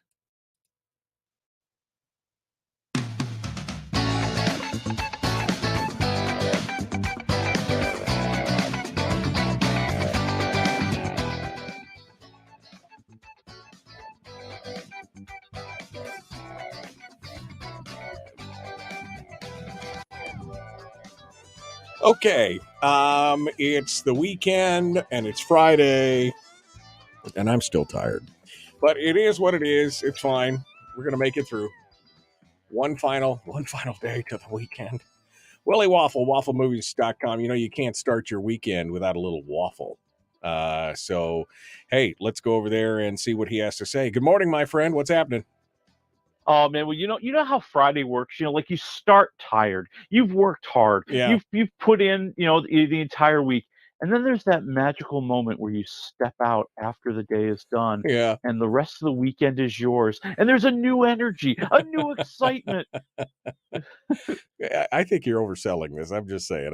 Maybe it's just because maybe it's just because I had like a 15-hour day yesterday, and I was just like, so maybe it's not you, maybe it's me. Let's put it that way. Okay. Well, I just think Friday night, to be honest with you, is my favorite night of the week because I got the whole weekend in front of me. Friday night's all mine, man. Like the man can't get on my back. I'm out the door. Friday night's the night I like to party. All right. Yeah. Well, let's dive into the news. So what do I really am interested in? I'm Batman. That's what I'm interested in. So tell me all about this. Tell me what's going on. So the DC Universe had their big announcement this week outlining what's gonna happen. Like we've seen that Superman got fired, Henry Cavill, right? We don't know what movies they want to make. It appears that Wonder Woman, Gal Gadot, is out. And so they finally kind of announced what they're gonna do, and they announced their lineup of various new movies and TV shows that they're gonna be putting out there over the next few years.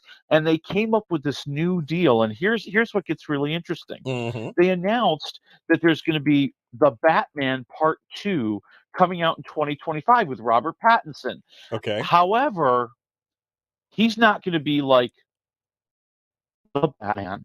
So they're going to have a core DC Universe set of movies. And this is going to be like Shazam.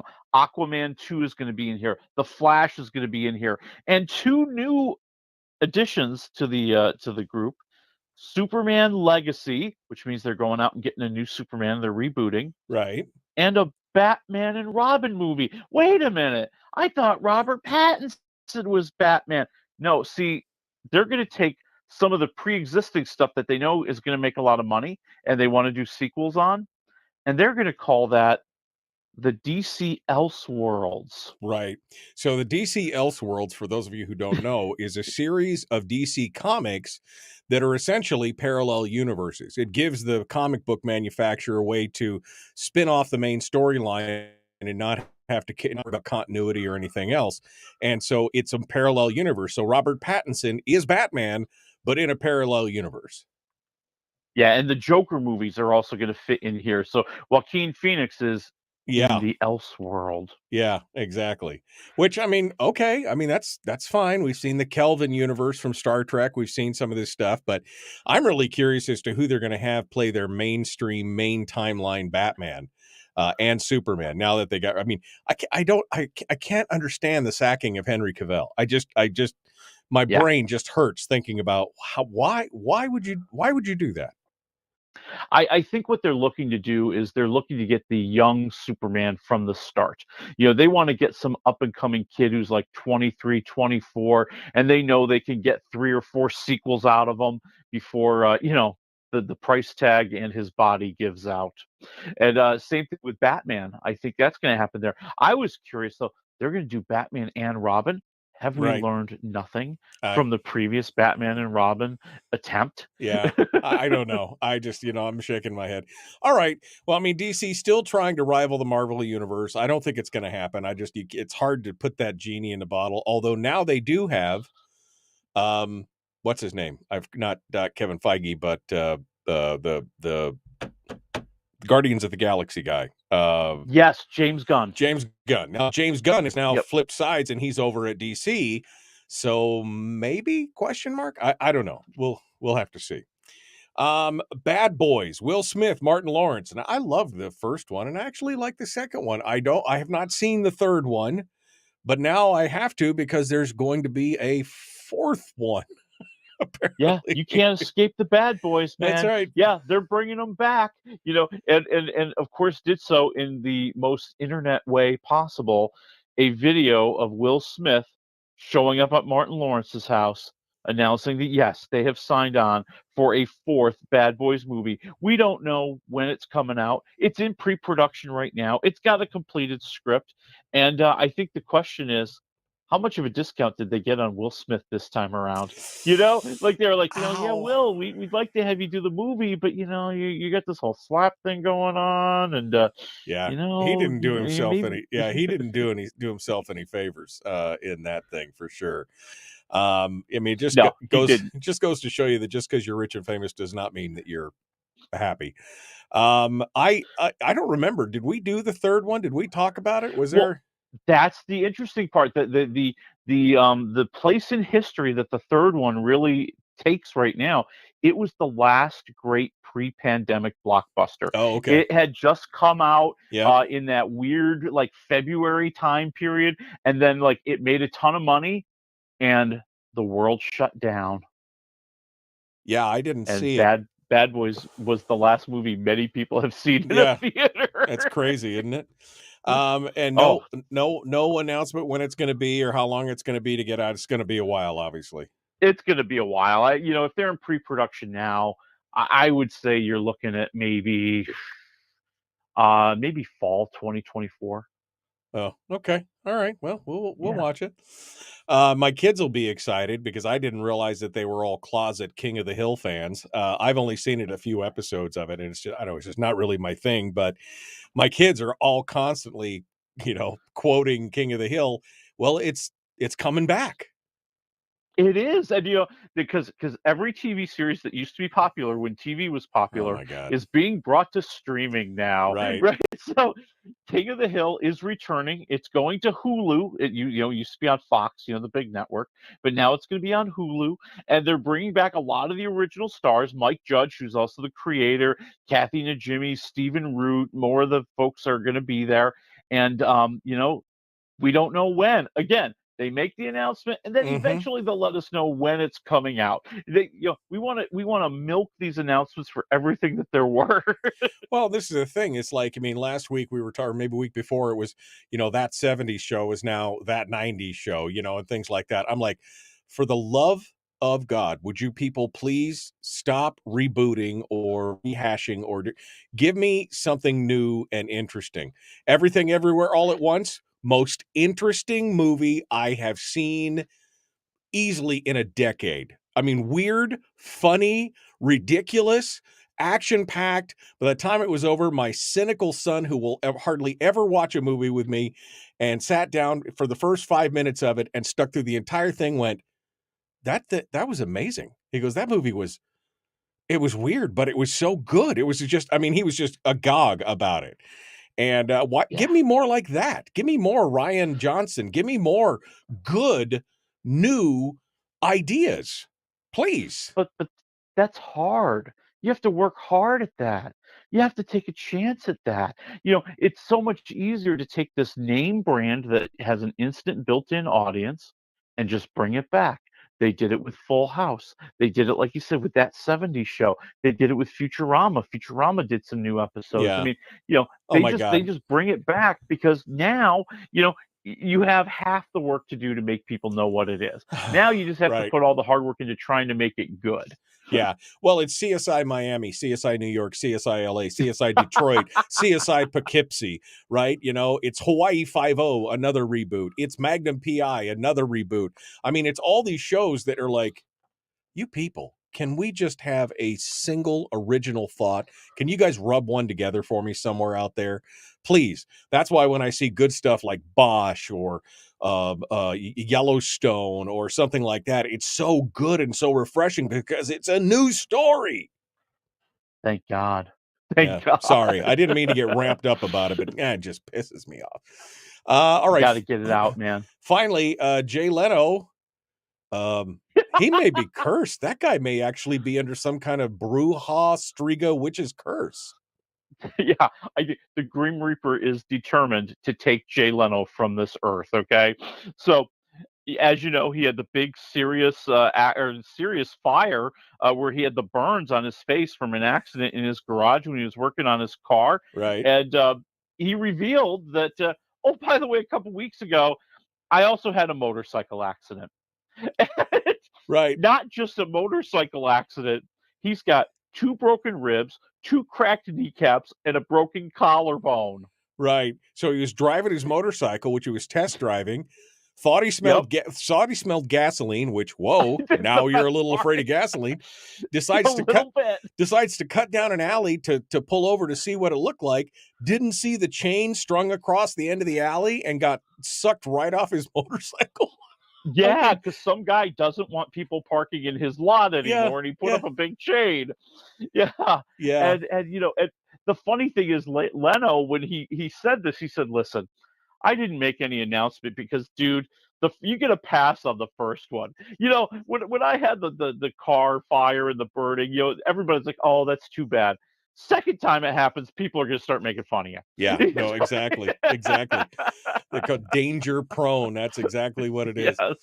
Let's jump over to the movies and the streams. First up, Gunther's Millions, a quick hit on this new Netflix docuseries.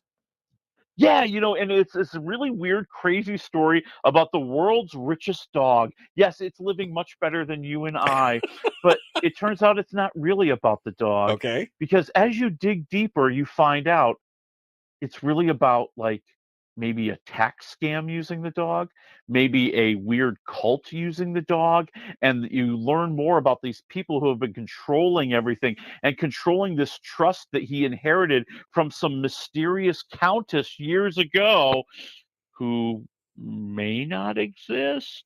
Oh, okay. Yeah.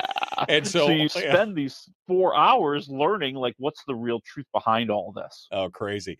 So it's not like the dog is really rich, but he's got to have humans to help him. So we got to pay them and they've got to live with him in the nice place and everything else. Well, and then yeah.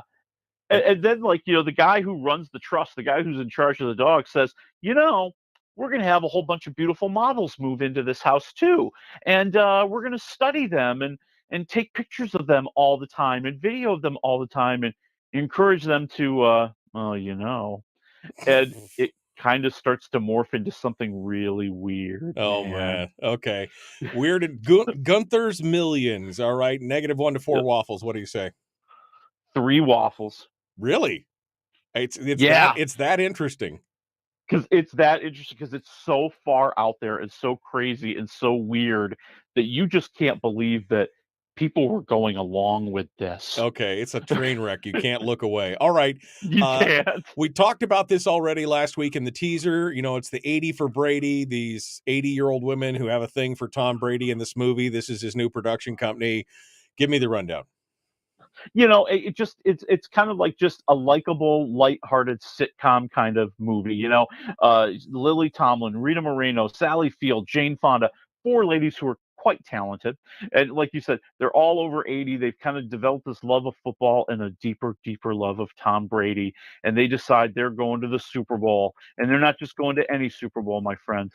They're going to the one after the 2017 season, the one with the Atlanta Falcons. Oh, And geez. football fans know what I'm talking about. And of course, you know, hijinks ensue and crazy situations ensue, and older ladies say outrageous things and end up in outrageous situations. And then, of course, there's a little bit of heart, because there might be a little bit more behind this trip for one of the ladies, my friends. No. Okay. Yeah. So Yeah. So, you know, two waffles. You're Waffles. gonna laugh. It's You're good. you're gonna recognize this movie from a mile Okay. away. You know, But- it's fine. I'll tell you, if it wasn't for those four, this thing would be a disaster. Okay. Yeah. Well, with those four, it's pretty hard not to prop something up. All right. Finally, the latest M. Night Shyamalan movie, Knock at the Cabin. And I saw this trailer day before yesterday, and I was like, whoa. It looks dark. We got about a minute here. So give me the quick rundown and your thoughts. Very dark movie, you know, based on a novel, and it's basically this couple, this gay married couple, and their adopted child. They're at this cabin out in the woods, just trying to get away from the world on a vacation, when four strangers show up and they kidnap the family, and they tell them that the family has to make a sacrifice. One of them must kill another member of the family to save humanity. And as the movie goes along, gonna happen, like, right, maybe something weird is really going right. on. You see know, tidal waves, planes falling from the sky. It's like, what is going on? Yeah, so no big twist, but definitely kind of a surprise ending, a taut ending. I'm going 2.5 waffles. Okay. All right. Willie, we're out of time. Thanks for coming on board, my friend. Folks, we got to go. We'll see you on Monday, The Michael Duke Show.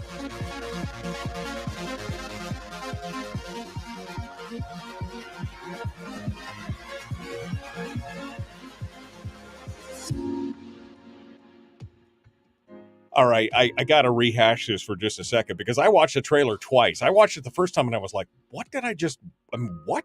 And so then I watched it again, and, you know, of course, it's M. Night. I mean, this guy is famous for the twist and for other things and everything else. And I'm trying to wrap my brain around it and everything. But literally, this family gets kidnapped. And they basically say, if you don't choose to sacrifice one of yourself, the world, not that we're going to kill you, but the world is going to end. Like, people are going to die. Whole civilization is going to be wiped out, which sounds just crazy as hell. And then, like I say, 33 seconds later, you see airliners falling from the sky and tidal waves wiping out whole cities. And you're like, what is going on here? What is happening? Give me some more here. Right, and that's what makes it interesting, you know, because, you know, you're first of all, it's action packed up front, you know, like that whole scene where these four people are trying to break into that cabin. Oh my God, that's some intense stuff. And then, you know, they're really four what you would mostly consider normal everyday people.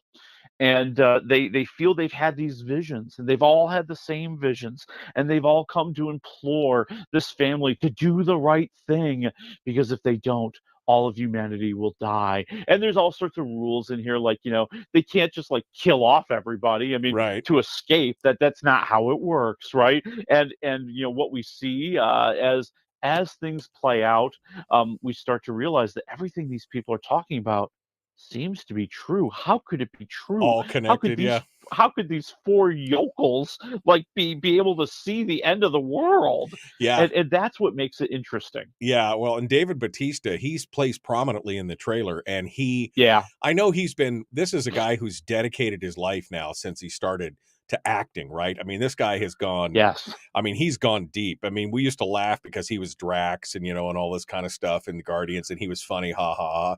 He was the evil James Bond villain, did a good job at that.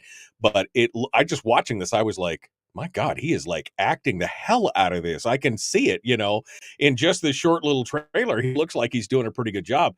And he is such he's such a presence that it really. Well, go ahead. Yeah, he's been growing. He's been growing as an actor. I mean, people who are not familiar with him, he was a very famous WWE wrestler.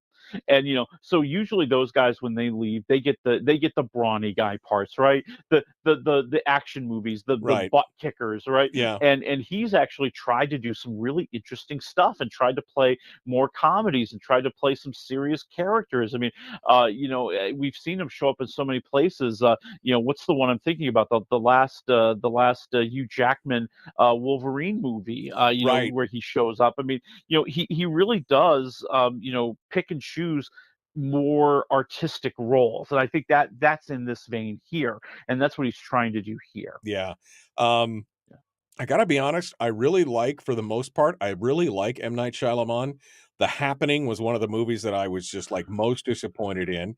But oh God, the worst movie I've ever seen. I mean, just weirdest environmental whatever. But the rest of the movies that he's done have all been very interesting. They've all had very interesting. I mean, I really enjoyed them, and so I'm really looking forward to seeing what this is about, because the trailers got me hooked. Now I want to go see it and take a look at it. But you're saying 2.5 waffles? I'm going 2.5 because there's a lot of drag in here. You know what I'm saying? Like there just seems to be some opportunities to have some better dialogue. There seems to be some opportunities to really talk about the seriousness of the situation, almost more of a philosophical take that we don't really get in this movie. Right. And I think the big challenge with Shyamalan, and it's kind of not his fault, but maybe it is kind of his fault. You're always waiting for the big twist.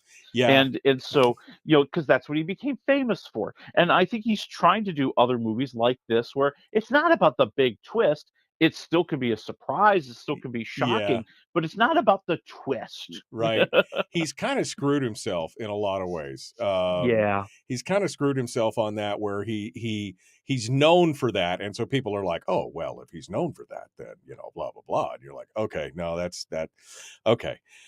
Well, I'm excited to see it. It's in theaters now. Like I said, I just saw the trailer. Is it going to be on stream, or do I have to wait for the? No, you gotta wait a little while. You're gonna have to wait until it's played out in the theaters. Now, I have a feeling like 3 months seems to be the window now. 3 months. 3 months is the new window. Okay. Yep. Well, I suppose I can. I suppose I could wait 3 months to do it. Hey, if it does badly, it could show up quicker. Well, that's you true. could always root for that. I don't want to know. That's just wrong. I won't do that. Well, and now that I think about it, it's a Universal film, and then they tend to bring their stuff out a little bit quicker on streaming. It might not be 3 months. We'll have to look this up for you. Yeah. Okay. Well, I would love to. I'd love to see it. I'd love to watch it. Willie Waffle, wafflemovies.com. Thank you, my friend. Anything else you're looking forward that we didn't talk about this week that you're really excited about? No, I mean, that's really it. We left it all on the field today. Okay. Well, that's fine. I'm waiting for some new shows to come up. What did I watch? I was watching Resident Alien season 3 is out now. Oh, there you go. That's there you fun. And I'm watching Download. Did you watch that on Amazon Prime? No, I have not. It's funny. It's very fun. All right. I enjoy that. But it's like 25-minute episodes. It's pretty easy to consume, kind of thing. You know what I got to throw out there? What we didn't talk about? What's that? Real quick for everybody. There's going to be a new reality show coming to Paramount Plus, The Family Stallone. Yes. Sylvester Stallone's 3 daughters who don't want to get real jobs talked him into doing a reality show so they can make some money. Oh no. Okay. All right. Well, I'm all about that. Okay. Well, we'll see. We'll see what it's back. All right, my friend. Well, it's good to talk with you. We will talk with you again soon. Thank you for being part of it. You got it, man. Talk to you next week. Folks, we will see you tomorrow. No, I won't see you tomorrow. I'll see you on Monday. Aha, see how that works? The Michael Duke Show, Common Sense Radio.